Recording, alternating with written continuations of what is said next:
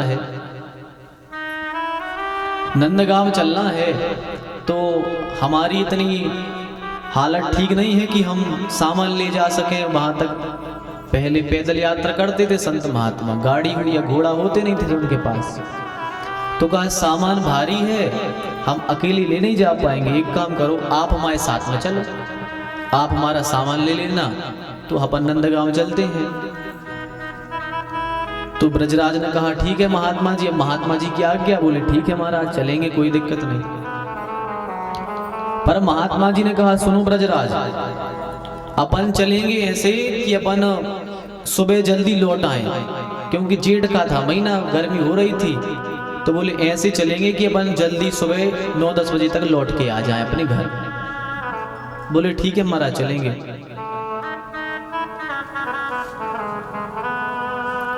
अब ब्रजराज जी अपने घर आए और घर आकर के उनकी बेटी का नाम था रतिया। तो कहा बेटी रतिया, हम थोड़ी महात्मा जी के साथ में नंदगांव तक जा रहे हैं, आप घर को देखना, हम अभी आ जाएंगे जल्दी। तो उनकी बेटी ने कहा कि पिताजी भोजन तो कर लो आप। तो ब्रजराज ने कहा बेटी अभी तो आ रहे हैं, 9-10 बजे आ जाएंगे, भोजन का क्या 9 बजे आ जाएंगे, आके कर लेंगे। कहा ठीक है ऐसे ही ठीक है। तो महात्मा जी का सामान लिया ब्रजराज ने, अपने सर पर रखा। अब दोनों जो नंदगांव की तरफ निकले। चलते चलते अब महात्मा जी जो थे वो हो गए थे वृद्ध, 100 कदम चले, फिर उनको हाँपी भरे तो वो एक जगह रुक जाए, वहीं रुक जाए। बोले भैया ब्रजराज हमसे नहीं चला जाता, थोड़ा विश्राम कर लो। फिर चले 100 कदम, फिर चले, फिर हाँपी भरे तो बोले ब्रजराज और विश्राम कर लो, हम पे नहीं चला जाता। अब जब 9 बजे लौट के आना था तो 9 तो रास्ते में बज गए, 10-11 बज गए, रास्ते में पहुंच ही नहीं पाए। जेठ के महीने में भर दोपहरी में पहुंचे नंदगांव। महात्मा जी को जो काम था महात्मा जी करने लग गए। ब्रजराज ने कहा महात्मा जी हम जाएं। तो महात्मा जी ने कहा ब्रजराज पानी तो पी लो, भोजन तो कर लो। भाई जेठ का महीना है, पानी पी लो, अपन ने रास्ते में कहीं नहीं पिया, यहाँ भोजन कर लो, भोजन की व्यवस्था है, और पानी पी लो, फिर चले जाना। तो ब्रजराज हाथ जोड़ के बोले गुरुजी हम पानी नहीं पी सकते।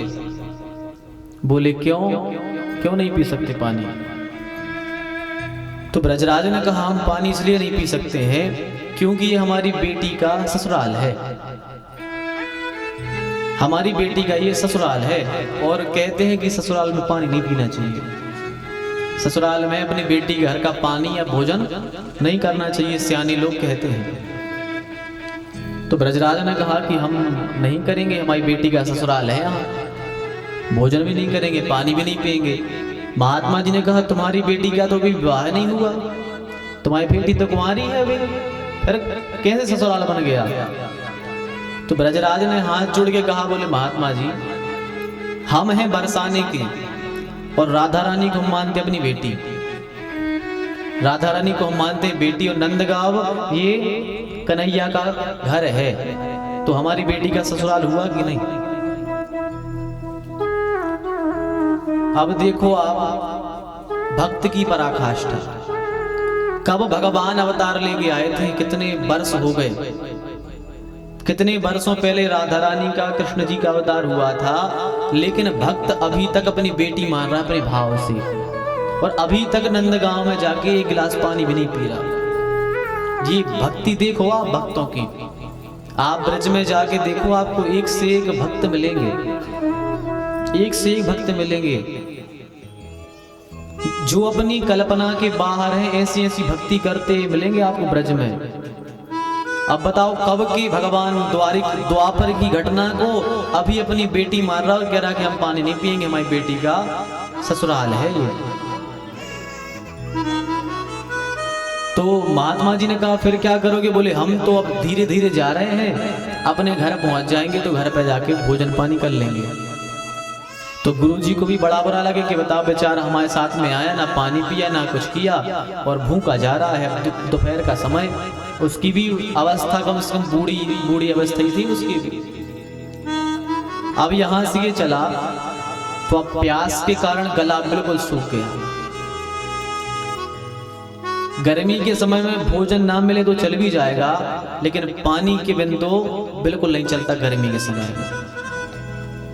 तब ब्रजराज बेचारा कड़ी धूप में और नीचे की जमीन बहुत गर्म हो रही और राधे राधे राधे राधे राधे कहते हुए अपना चला जा रहा। अब हिम्मत शरीर की पूरी चली गई, चलने की बिल्कुल भी हिम्मत नहीं बची, पर राधे राधे राधे राधे कहते हुए चला जा रहा। आगे आगे ब्रजराज चल रहा है, पीछे पीछे उसके कन्हैया दौड़े दौड़े आ रहे हैं। कन्हैया क्यों दौड़ रहे हैं? क्योंकि वो राधा रानी का नाम ले रहा है। तो जो राधा रानी का नाम लेगा तो कन्हैया तो उसके पीछे पीछे भागेंगे। अब एक वृक्ष के नीचे जैसे ही ब्रजराज आए और जैसे ही वृक्ष के नीचे बैठे और धड़ाम से वहीं गिर पड़े। धड़ाम से गिर पड़े क्यों? क्योंकि गला सूख गया था, अब चलने की बस की नहीं थी, मूर्छा आ गई, ब्रजराज वहीं गिर गए। जब इस कदर भक्त की पराकाष्ठा को भगवान श्री कृष्ण ने देखा तो भगवान श्री कृष्ण ब्रजराज के आज बगल में प्रकट हो गए। अब भगवान प्रकट हो गए और हला हला की जगा रहे हैं ब्रजराज को कि ब्रजराज उठो उठो, क्या बात है, उठ जाओ, पानी पी लो, उठो। पर ब्रजराज नहीं उठ रहे हैं। अवस्था गैर होश की है, पर मुंह से राधे राधे राधे राधे निकल ही रहा है। क्योंकि जब नाम जप की साधना हमारी उच्च कोटि की हो जाती है तो सोते हुए भी हमारे मुख से भगवान का नाम निकलता है। जिनको नाम की आदत होती है वो यदि गैर होश भी हो जाए तो भी उनके मुंह से राधे राधे राधे राधे राधे राधे निकलता है। हनुमान जी महाराज जब संजीवनी बूटी का पर्वत लेकर के आ रहे थे, भरत भैया ने बिना नोक का बाण मारा। हनुमान जी ऊपर से जैसे नीचे गिरे और नीचे गिरे तो भरत भैया ने क्या देखा? भगवान हनुमान जी को तो मूर्छा हो गई थी, पर जैसे ही भरत भैया पास में पहुंचे तो क्या देखा कि हनुमान जी के मुंह से राम राम राम राम राम शब्द निकल रहा था। तो हनुमान जी महाराज और भगवान के भक्त तो मूर्छा होते हुए भी, मूर्छित अवस्था में भी भगवान का भजन करते हैं। और हम सब कैसे हैं भैया? कितने अभागे हैं हम सब कितने अभागे हैं कि हम जागृत अवस्था में ही भगवान का नाम नहीं ले पाते। हमारे कितने बड़े अभाग्य हैं ये कि हम जागते हुए भी भगवान का नाम नहीं ले पाते, भगवान का भजन नहीं कर पाते, कीर्तन नहीं कर पाते। हनुमान जी तो मूर्छित अवस्था में भी राम जी का नाम लेते हैं। हनुमान जी भी राम जी के पक्के भक्त हैं और अर्जुन भगवान द्वारिकाधीश के पक्के भक्त हैं। अर्जुन भी जब रात में सोते हैं तो अर्जुन के मुंह से जय श्री कृष्ण जय श्री कृष्ण जय श्री कृष्ण अर्जुन के मुंह से भी निकलता है। एक दिन अर्जुन अपने कक्ष में सोने चले गए। युधिष्ठिर जी अपने कक्ष में थे, भगवान श्री कृष्ण अपने कक्ष में सोने चले गए। रात के 12-2 बज गए। रात के 12-2 बज गए, भगवान को नींद ना आए। रुक्मणी मैया ने पूछ लिया कि ठाकुर जी क्या बात है, आपको आज नींद नहीं आ रही? रात के 2 बज गए आपके, क्या बात है, आपको नींद नहीं आ रही? क्या बात है, कोई बात है, हमें बताओ। तो भगवान ने कहा देवी क्या बताएं, हमारा भक्त हमें नहीं सोने दे रहा, हमारा भक्त नहीं हमें सोने दे रहा। बोले कैसे? बोले देख के आओ, बगल में अर्जुन सो रहा है दूसरे कक्ष में, वो सोते हुए भी हमारा नाम ले रहा है। भगवान खड़े भये और भगवान खड़े होकर के सीधे अर्जुन के कक्ष में पहुंच गए। भगवान अर्जुन के कक्ष में पहुंच गए और अर्जुन के कक्ष में जाकर के भगवान अर्जुन के चरण को दबाने लगे। भगवान देखो तो भक्त की पराकाष्ठा, भगवान अर्जुन के चरण दबा रहे हैं। भगवान को जब चरण दबाते हुए युधिष्ठिर जी ने देखा, युधिष्ठिर जी ने जब देखा कि ठाकुर जी अर्जुन के चरण दबा रहे हैं, तो युधिष्ठिर ने पूछ लिया कि अरे कन्हैया ये क्या कर रहे हो, अर्जुन के चरण दबा रहे हो आप, ये कैसा अपराध कर रहे हो, वो तो सोया है, आप उसके चरण दबा रहे हो, आपको नींद नहीं आ रही, आप जाओ सो, उसको सोने दो। पर बाहर कन्हैया ठाकुर जी कहते हैं भैया अरे ये हमें सोने दे तब तो। बोले कैसे?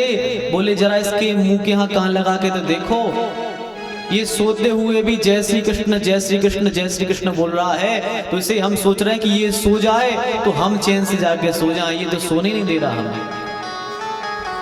ये जाके चुपचाप सो जाए। तो भगवान के भक्त तो ऐसे होते हैं भैया कि जो सोते हुए भी भगवान का नाम लेते हैं।